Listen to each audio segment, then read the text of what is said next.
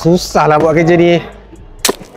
Kalau korang tengah cari sebuah laptop yang tahan lasak, patut korang try Asus ExpertBook yang aku pakai dekat sini. Sebab kita dah baling sampai ke bawah dekat lantai 100 cm. Lepas tu kita pijak siap dan korang tengok dia masih lagi function macam biasa. Skrin dia masih lagi hidup. Dalam video ni aku akan tunjukkan dekat korang 6 test tau, untuk korang tengok betapa lasaknya laptop Asus ExpertBook. So ni yang pertama. Sekarang kita test yang lain pula. Sekarang kita nak test dia punya hinge. Ni laptop yang aku ada. Selalunya bila korang buka tutup dia akan longgar kan. Tapi yang ni sebenarnya dia kuat tau. Korang even boleh angkat macam ni. Nampak macam tak masuk akal kan?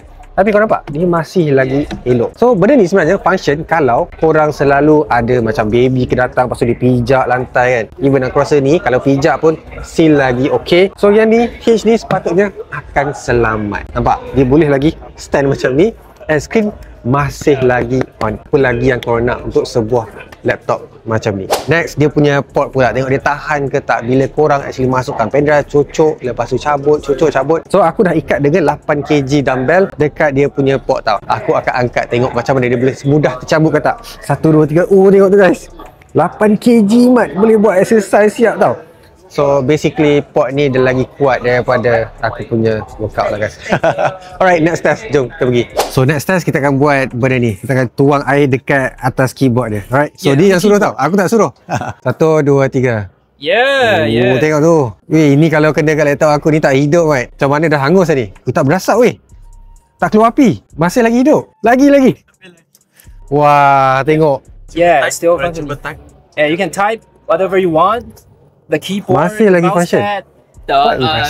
Next test kita akan tengok macam mana panel ni tahan lasak ke tak, sebab kita akan letak pen dekat tengah keyboard. Lepas tu kita akan tutup. Biasanya benda ni berlaku kalau ada budak-budak tau. Tapi korang tengok dekat sini, skrin dia masih lagi elok. Even korang tak nampak pun cala dekat dia punya skrin. So yeah, boleh kata dia punya panel ni betul-betul kuat berbanding dengan apa yang aku kenal. Alright, next test. Tadi kita dah buat berdiri dekat atas laptop. Sekarang kita akan berdiri dekat skrin tau. So aku akan try berdiri dekat sini. Tengok macam mana. Weh, gila weh. Macam mana korang boleh buat benda macam ni untuk sebuah laptop and still lagi function. Tak ada effect, tak ada green screen ke apa ke, tak ada. So lepas ni boleh kata mitos green screen tu dah tak wujud untuk sebuah laptop Asus ExpertBook. Tapi kalau rosak macam mana? Kalau kan dengan semua test tak rosak. Tapi sebenarnya dia ada 3 tahun warranty yang korang akan dapat. Dan dia ada 1 tahun accidental damage dekat dia punya laptop tau. And kalau korang nak beli, pergi dekat Asus TikTok page untuk purchase laptop yang aku dah buat test macam ni. Komen dekat bawah siapa yang patut beli laptop yang boleh tahan korang punya barang. Komen. Aku nak tahu.